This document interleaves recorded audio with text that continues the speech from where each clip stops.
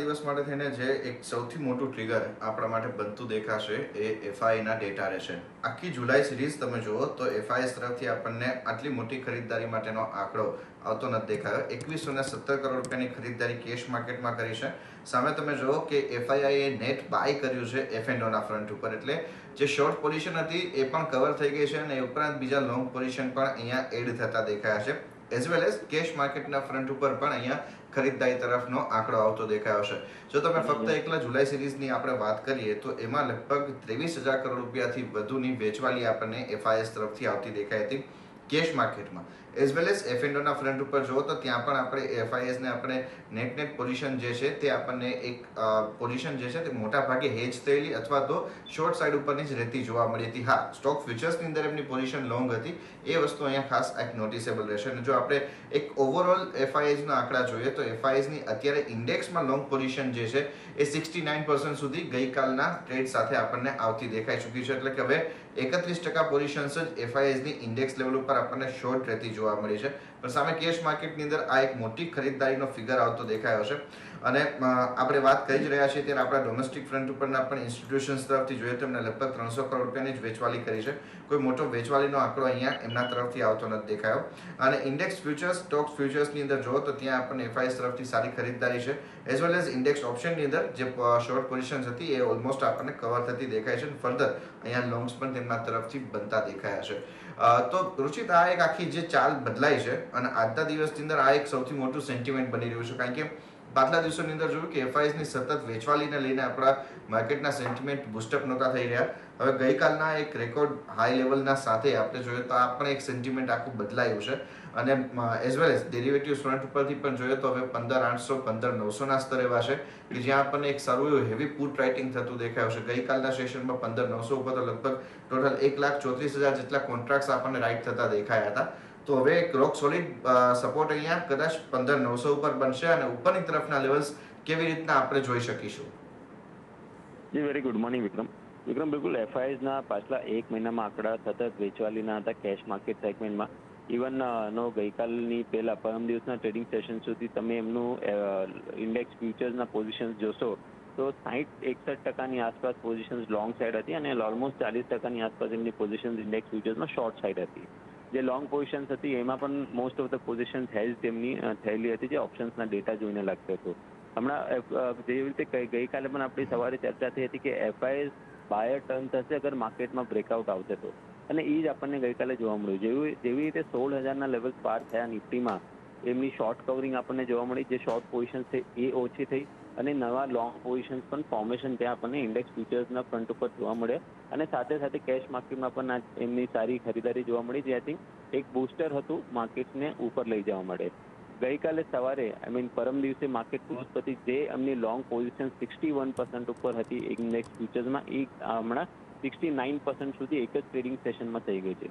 તો I think એક bullish બેટ તેમને લીધો છે, તો આ એક પોઝિટિવ સંકેત છે અને આઈ થિંક આ માર્કેટને એક સારું સપોર્ટ આપશે. હમણાં જે પહેલા 15,900 15,970 આ એક રેઝિસ્ટન્સ રેન્જ રહેતો હતો, એનું બ્રેકઆઉટ આપણે હમણાં જોઈ લીધું છે. અને જનરલી જ્યારે પણ બ્રેકઆઉટની બાદ કોઈ બી ફૂલબેક મૂવ આવે તો પહેલા જે રેઝિસ્ટન્સ હતા એ સપોર્ટ બની જાય છે. તો હમણાં આઈ થિંક અને 16,000ના પુટ રાઇટર્સ પણ હમણાં એક્ટિવ થઈ ગયા છે. 16,000ના પુટ ગઈકાલે ઘણી સારી રાઇટિંગ જોવા મળી. તો 16,000 15,900 આ જે રેન્જ છે હમણાં કોઈ પણ ડિક્લાઇન્સનો એક સપોર્ટ બેઝ બની જશે. એટલે માર્કેટનું જે સપોર્ટ બેઝ છે એ હમણાં હાયર શિફ્ટ થઈ ચૂક્યું છે.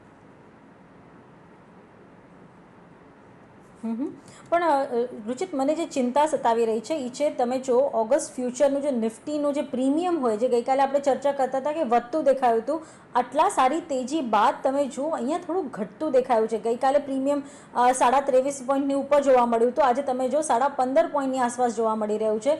તો શું આ એક ચિંતાનો વિષય છે કે ઉપરના મથાળે હવે એક મોટો અવરોધ છે અહીંયા? અને આઈ થિંક આનું ઘણું વહેલું રહેશે આના ઉપર વધારે ચિંતા કરવા માટે, કેમ કે હજી સુધી આપણું પ્રીમિયમ થોડું ઓછું જોવા મળ્યું છે. પણ હજી જ્યાં સુધી પ્રીમિયમમાં છે ત્યાં સુધી ટ્રેડર્સને વધારે ચિંતા કરવાની જરૂરત નથી.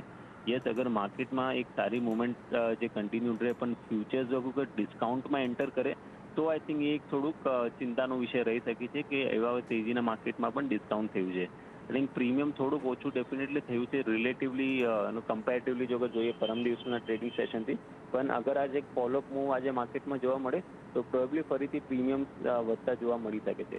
તો જ્યાં સુધી ડિસ્કાઉન્ટમાં નથી આવતું નિફ્ટી ફ્યુચર્સ ત્યાં સુધી વધારે ચિંતા કરવાની કોઈ જરૂરત લાગતી નથી.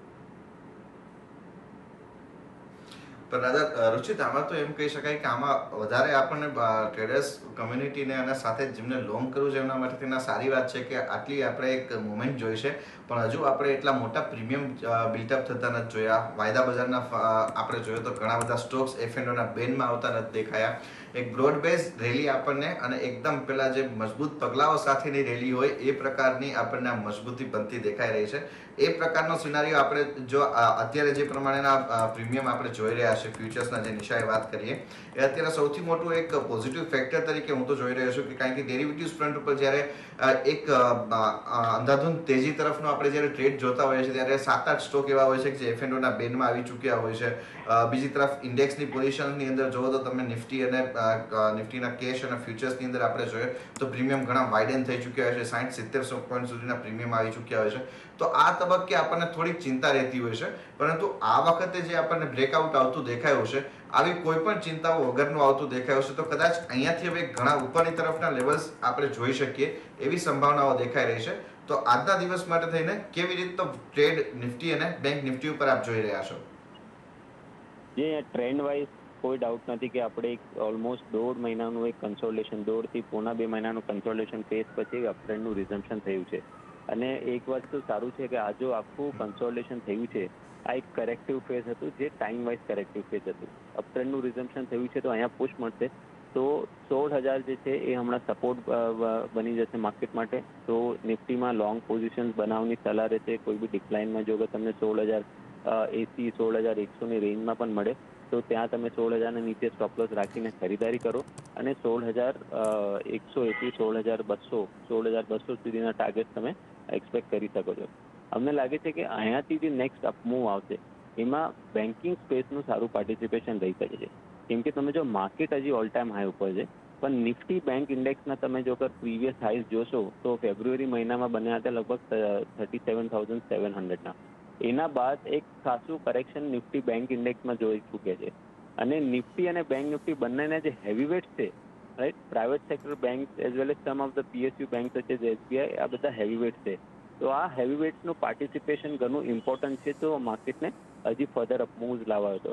તો બેન્કિંગ સ્પેસમાં એક કેચઅપ રેલી અહીંયાથી આવી જોઈએ. કેમ કે એટલું અંડર પરફોર્મન્સ છે નિફ્ટીના કમ્પેરેટિવલી, તો અહીંયા એક કેચઅપ મૂવ બેન્કિંગ સ્પેસમાં આવવું જોઈએ. તો જો અગર આઉટ પરફોર્મન્સ માટે ટ્રેડ કરવું હોય તો બેંક નિફ્ટીમાં ખરીદારી કરો. 35,000, 34,900 આ એક સપોર્ટ રેન્જ છે. 34,900ની નીચે સ્ટોપ લોસ રાખીને બેંક નિફ્ટીમાં ખરીદારી કરો. ઇન્ટ્રાડે માટે તમે 35,600, 650ના લેવલ એક્સપેક્ટ કરી શકો છો. અને આ સપ્તાહમાં જ તમે હોલ્ડ કરો, મે બી એક્સપાયરી પર્સપેક્ટિવથી તમે 35,900ના લેવલ્સ આવી શકે છે.